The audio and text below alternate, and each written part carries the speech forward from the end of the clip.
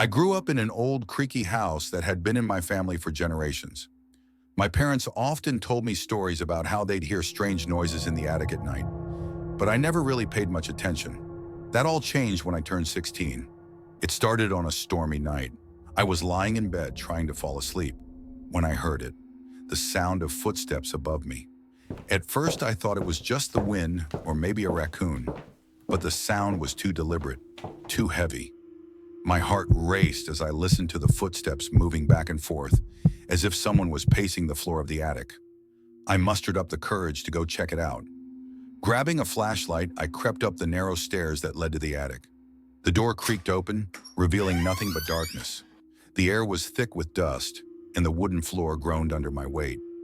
I shined the flashlight around the room, but there was nothing, just old furniture and boxes piled up over the years. I turned to leave, but then I heard it again. The footsteps were right behind me. I spun around, shining the light in every direction, but still, I saw nothing. I could feel someone or something was there with me, just out of sight. Terrified, I ran back to my room, slammed the door shut, and buried myself under the covers. The footsteps didn't stop.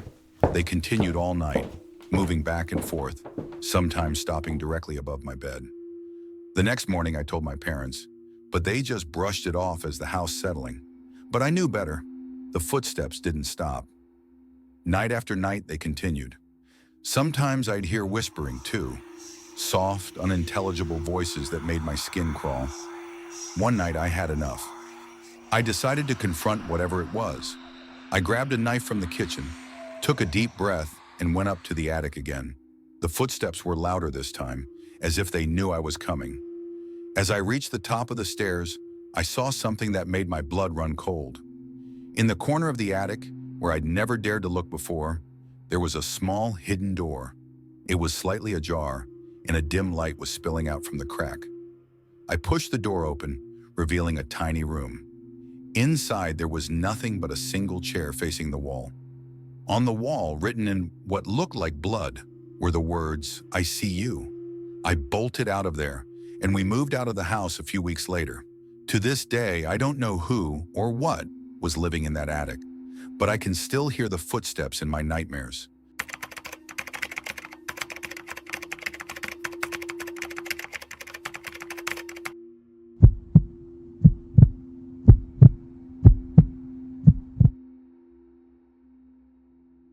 It was a late summer evening when my friends and I decided to go camping in the woods near our town. We'd done it a million times before, set up a tent, roast some marshmallows, and tell ghost stories around the fire. But this night was different.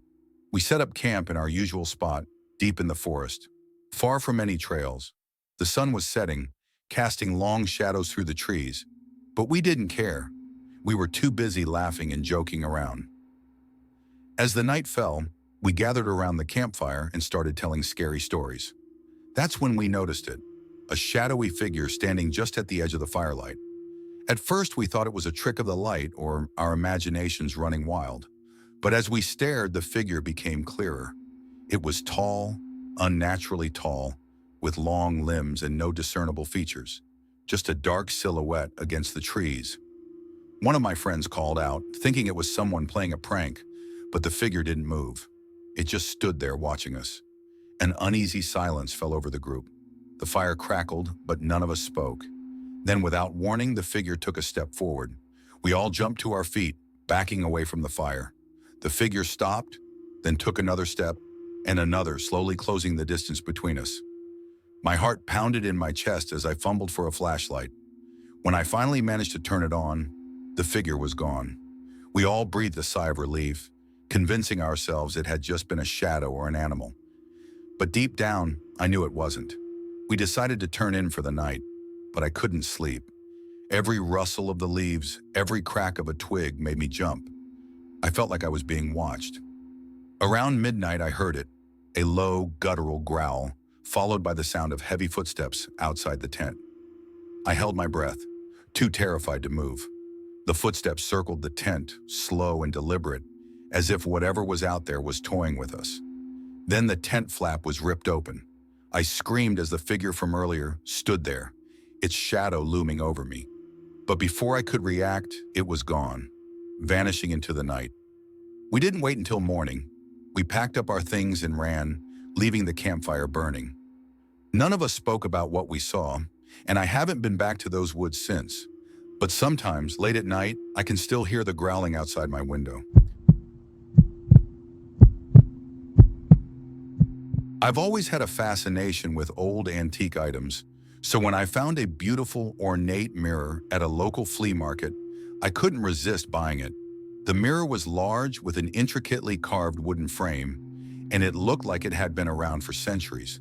The vendor told me it had belonged to a wealthy family that had mysteriously disappeared many years ago, but I didn't pay much attention to the story. I was just excited to have such a unique piece for my apartment. I hung the mirror in my living room, right above the fireplace. It looked perfect, adding a touch of elegance to the space. But almost immediately after bringing it home, strange things started happening. It began with small, unexplainable noises, creaks, whispers, and the feeling that I was being watched. I shrugged it off as just the quirks of living in an old building, but then I started noticing the mirror itself. At first it was subtle, just a flicker of movement in the corner of my eye. But as the days went by, it became more obvious. I'd catch glimpses of shadowy figures in the reflection, standing just behind me. Every time I turned around, there was nothing there, but the reflection would show them still, unmoving, watching me. I tried to tell myself it was just my imagination, but it felt so real. One night, I decided to test it. I stood in front of the mirror, staring at my reflection, daring it to show me something. For a long time, nothing happened. I was about to give up when I saw it, a face not mine staring back at me from the glass. It was twisted, pale, with hollow eyes and a gaping mouth, as if it was screaming silently. I stumbled back in shock, but the face didn't disappear. It stayed there, its expression of terror and pain frozen in the glass. Then slowly it began to move, reaching out towards me from within the mirror. Terrified, I grabbed a blanket and threw it over the mirror, covering it completely. But even then, I could hear the faint sound of scratching coming from behind the fabric, as if something was trying to claw its way out. I didn't sleep that night. The next morning, I took the mirror down and drove it far out into the countryside, where I threw it into a river. I watched it sink beneath the water, hoping that would be the end of it.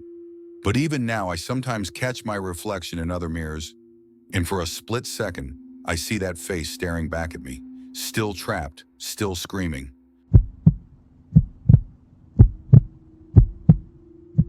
When I was in college, I took a job as a night security guard at an old abandoned hospital on the outskirts of town. The building had been closed for years, but there were rumors it was haunted. I didn't believe in ghosts, so I figured it would be easy money. Just sit around and make sure no one broke in. The first few nights were uneventful. The building was eerie, with its long, empty hallways and flickering lights, but I got used to it. I'd walk the rounds, check the cameras, and then sit in the security office, trying to stay awake. But one night, things started to get strange. I was doing my rounds when I heard it, a faint, distant crying coming from one of the upper floors. It sounded like a woman sobbing quietly. I knew the building was supposed to be empty, so I figured it was just the wind or an animal. But the crying continued, getting louder and more desperate. I followed the sound up to the third floor, where it seemed to be coming from one of the old patient rooms. As I approached the door, the crying stopped suddenly, replaced by an eerie silence. I pushed the door open, and what I saw made my blood run cold.